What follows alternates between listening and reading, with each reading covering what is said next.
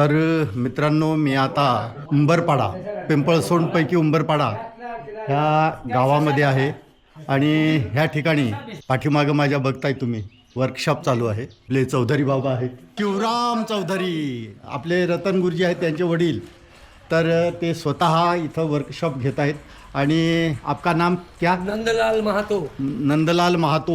Maharashtra tourism. Maharashtra tourism. हाँ। लेकिन आप रहने वाले पश्चिम बंगाल के हैं. हाँ। इस समय हम महाराष्ट्र टूरिज्म का होके एक गांव में एक वर्कशॉप कर रहे हाँ हैं. हाँ हाँ हाँ. तो आप इनकी मुलाखत तो देखेंगे. हे पहा, हे इथं सोंगी मुखवटे त्यांनी बनवलेले आहेत आणि त्यांना आता रंगरंगोटीचं काम चालू आहे ना. काय तुमचं नाव? माझं लहानू काशीराम गावी. लहानू काशीराम गावीत. आणि तुम्ही काय बनवलं हे आता? हे तर मी तिथं ते पण राहतो. मी तिथं बनवलंय. पण हे ससा आहे. ससा. हा, उंदरा ससा. हा हा हा, बरोबर बरोबर. ते दात दिसतंय ना. ये जो कर्मशाला हुआ था इससे पहले तो वहाँ पे ये पंडित जी भी आए थे. अभी ये खुद भी बना रहे हैं अपने वहाँ पे. तो उनको ऑर्डर भी मिला है. ये रिसेंट मिला है. बोलिए. मी येणार आहे तात्या पाण्यावर अभी जाऊ. ये हा. सीख गए और अभी ट्रेनिंग हो रहा है. अभी रोज आ रहे हैं, ट्रेनिंग ले रहे हैं. हाँ। आगे और अच्छा कैसे सीखेंगे ये वो बहुत सारे. कोशिश कर रहे हैं. ये जो अपना बॉर्डर है इसको. हाँ, आपका नाम क्या है? बोनी प्रसाद है. बोनी प्रसाद, यानी पश्चिम बंगाल. एज अ डिजाइनर आया हूँ मैं. एक्चुअली पश्चिम बंगाल का हम लोग है महाराष्ट्र टूरिज्म का तरफ से. हाँ, हाँ. पश्चिम बंगाल इम्पोर्टेंट नहीं है. ये जो कार्यशाला कर रहा है ये महाराष्ट्र टूरिज्म कर रहा है. टूरिज्म, बरोबर. तर अशा प्रकारे ह्या आप क्या बना रहे हैं? तो आप लोग यहाँ का जो ट्रेडिशनल डांस है हाँ वो डांस का ही एक ये जो बना रहा हूँ. हमारा तर्पण नृत्य होता है ना, हाँ. वो तर्पण नृत्य का फिगर बन रहा है. बरोबर बरोबर. हाँ हाँ.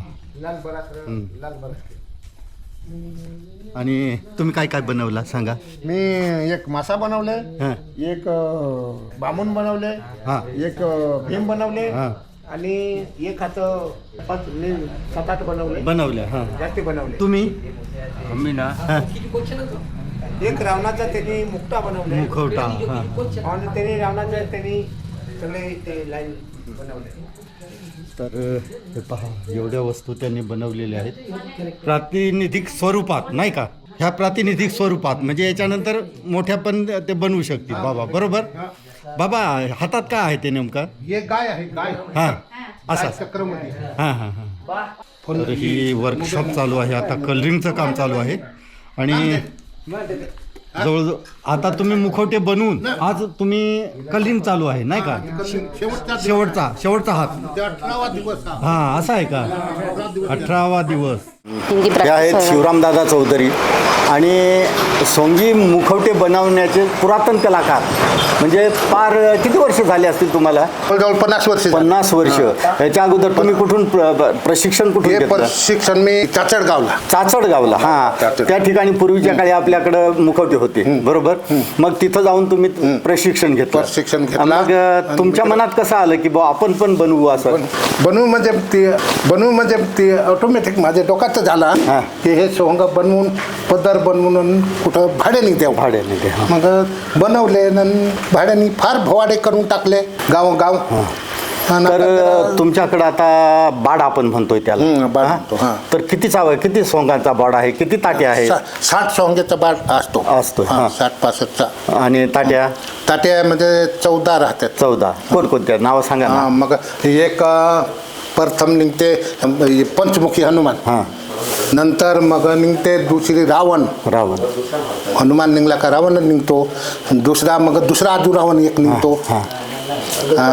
मग विराड मग कृष्णा, मग रक्ताई देवी, मग बळीरामची, पाची पांडव, दत्ताची ताटी, असे म्हणजे 14. रावण त्याच्यात मी ठेवतो 3 एक बाडमध्ये. आणि एक दुधमाची, एक विराडाची, एक नवनाथाची, असे ताटे म्हणजे सगळे 14 राहतात. असं. तर मग तुम्हाला म्हणजे इथं सोंगा तयार करावी लागतात. मग तुम्ही साहित्य कुठून आणू? साहित्य मग ते कागद आणत. तू गेल्या वर्षी उमठ्ठा लावून 1 क्विंटल आणलं होते. रद्दी कागद. हां, रद्दी कागद म्हणजे पोस्टा. आणि ते आणायचं आणि पिपळात टाकून द्यायचा. पिपळात 8 दिवस झाले का ते काढून घसून टाकायचं. कुजवायचा जरा, घसला पाहिजे. घसून टाकायचं. मग त्याचा कलर वगैरे तो निघून गेला पाहिजे. आणि मग आता बारीक करून मेथीचा पावडर वापरतो. मेथी दळून आणि त्याचा फिरिकोल वापरतो. म्हणजे ती सोंग वाळला का एकदम फिट होते, तुटत नाही, तुटायला नको असं करून ते मग साध्या मातीच्या बनवायच्या, त्याच्यावर कागद लावून आणि मग लिपून काढायचा. मग ती लगेच लिपून लगेच तयार नाही होत, ती जरा टाइम लागतो वाळवायला. पहिला तो वाळला, पहिला लेप वाळला का मग त्याच्यावर दुसरा लेप, मग तिसरा लेप, चौथे लेप झाला का मग ती सोंग पुरा करून त्याच्यावर डिझाईन करून मग काढून त्याच्यावर कलर मारायचा. कलर त्याच्यावर मारून मग ताटेचा मुकुटा असला काही ते तसे करून बनवा. अशा प्रकारे तुम्ही हे मुखवटे बनवता, बरोबर की नाही? आता तुम्हाला चांगली सवय पडलेली आहे. सवय पडली. म्हणजे एक मुखवटा साधारण आपण हनुमानाचा किंवा मग वेताळाचा मुखवटा तयार करायचा किती दिवस लागतात? म्हणजे साधारणतः मोठा असला तर एक 15-20 दिवस लागतो वाळायला. चांगला ऊन पाहिजे त्याच्यावर, मग तो वाळतो. आता तुम्ही मला असं सांगा, आता भोवाड्याचे दिवस येतीलच. आता अक्षय तृतीया झाल्यानंतर पुढं भोवाडा सुरू होईलच. मग बाळ तुम्ही जर भाड्याने देताय तर साधारण किंमत कुठंपर्यंत जाते? ही किंमत म्हणजे 2-3 दिवसाचा जेवढे जसे राहले तसा देतो. बारेला घेतो तर 35-40 हजार रुपये 3 दिवसाचे देतात. आणि काही मग कागदात तेही हौसा लावून घेतात. त्याला डेकोरेशन करायचं त्यांच्याकडे, कलर वगैरे तुम्हीच मारून देता? मी करून असा माझ्याकडे राहतो. तर अशा प्रकारे तुम्ही हा व्यवसाय साधारणतः म्हणजे सगळं तयार करून तुम्ही अवधी किती, म्हणजे किती वर्ष झाले आता तुम्ही भाड्याने देताय का? किंवा भाड्याने पहिले तर फार म्हणजे एक वर्षात 3-4 भवाडा होयाचा. आता जरा काही लोक बेस नाही वागत आणि काही त्याच्यामुळे लोक बेहून गेले आणि आता भवाडा करीब कमी झाला. तरी पण काही कार्यक्रम असला, लग्न म्हणा काही, त्याच्यामध्ये नेतात, बरोबर? ताट्या नेतात. 7 सोंगा ते कुठं इकडं नाशिकच्या पुढे जाऊन आले, आता कालच जाणून दिले. म्हणजे घेऊन जातात आणि पोचवून देतात, आणून देतात. आणि मोदी साहेबाच्या कार्यक्रमांना दिल्लीला 2 वर्षांनी गेली ती. एकदा आणखी ये तर सर्व्हर डेमलाही घेतले तर मोदी साहेब बसून सोंगा नाचो तेलाचा टाळे. म्हणजे तुम्हाला बोलून काही वाहवा केली का तुमची? नाही, मी नाही गेलो तू असं नाही, मला जाता आला. दुसरं 2 पोरं. आता इथं वर्कशॉप चालू केलं तुम्ही, ह्या लोकांना ट्रेनिंग दिलं, प्रशिक्षण दिलं. तर हे शिकले का? तर शिकले ना. बनवायला शिकले ना? शिकले. म्हणजे तुमचा वारसा कमीत कमी 100 लोकांपैकी 75 जण तरी चालू ठेवतील, बरोबर? म्हणजे तुम्हाला आनंद वाटतोय? आनंद वाटतो. मग ह्या कलेसाठी तुम्हाला काही शासनाने प्रोत्साहन दिलं का? आता देतील, आतापर्यंत नाही दिले म्हणजे, पण देतील द्यायचे ते. गेल्या वर्षी दिले ते मला 5-6 हजार दिले होते का प्रशिक्षण द्यायचा? आणि आता जे प्रशिक्षण त्याच्यामध्ये काही त्याच्यामध्ये नंतर देतील. पण मिळेल ना? मिळेल. मग तुमच्या काय अडचणी आहेत शासनापर्यंत जातील अशा अडचणी? तर मला शासनाने हे काय ती संस्कृत भवन दिला पाहिजे. सांस्कृतिक भवन. आणि ते सोंगा ठेवायला आता ते घरातच आहेत, घरात का ठेवायला जागा नाही काही.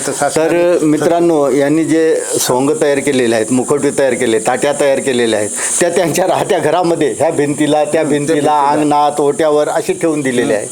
तर ही अमूल्य ठेवा जो आहे तो जतन करण्यासाठी खरंच आमचा आदिवासी माणूस फाटका आहे, गरीब आहे, त्यांच्याकडे कला आहे, पण ती कला असा आहे जोपासण्यासाठी मदतीची गरज आहे. तेव्हा शासनाने आमच्या चौधरी बाबांना काहीतरी निधी द्यावा किंवा एखादं घर सांस्कृतिक भवन द्यावं, त्या ठिकाणी सगळ्यांची व्यवस्थित ते ठेवण ठेवतील, सांभाळ होईल, पावसा पाण्यापासून ते खराब होणार नाहीत. कारण आमचे घरं म्हणजे कौलाची, त्याच्यातून पाणी सरळ खाली येतं, तर ते पडल्यानंतर एवढ्या अमूल्य ठेव्यावर नुकसान होतं.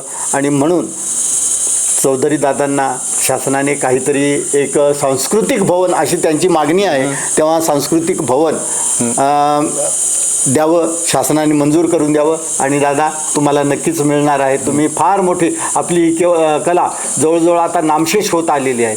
मुखवटे बनवण्यासाठी कोणीही पुढे धजावत नाही, कारण त्याचा खर्चच अमाप आहे. आणि आजकाल भोवाडे बंद झालेले आहेत. जवळजवळ ठराविक ठिकाणी तालुक्यामध्ये 3 किंवा 4 ठिकाणीच फक्त ते भोवाडे होत असतात. आणि एवढ्या याच्यावर त्यांची गुजरण, एवढा बाड सांभाळणं म्हणजे साधी गोष्ट नाही. कलरिंग करणं, प्रत्येक वर्षी दिवशी त्याला कलर करायचा, त्याच्यानंतर त्याची जोपासना करायची, ठेवायची, पूजा अर्चा आहे, सगळं आहे. तेव्हा शासनाने खरंच यांना एक सांस्कृतिक भवन आणि त्यांना योग्य असा त्यांचा हे करावा, सत्कार करावा अशी मी माझ्या चॅनलतर्फे त्यांना विनंती करतो. माझे नाव रंगू अर्जुन चौधरी, राहणार पिंपळसोंडा. आणि हे आम्हाला जे पर्यटन विकास महामंडळाने आणि हा प्रशिक्षण दिलं, हे भोवाडे मुकुटे म्हणजे लहान लहानसे हे मुकुटे बनवायला प्रशिक्षण दिलं. आणि हे मुकुटे आम्ही 17 दिवस आम्हाला ही ट्रेनिंग दिली महामंडळाने. आणि हे मुकुटे लहान लहान बनवून आणि जे इथं पर्यटक येतील त्याला आम्ही हे देऊ आणि त्यांची किंमत चांगली येईल. आणि हे जेवढे बनवणारे आम्ही आहोत तेवढे बनवू आणि हे मांस विकू ही आमची विकास महामंडळाला विनंती आहे.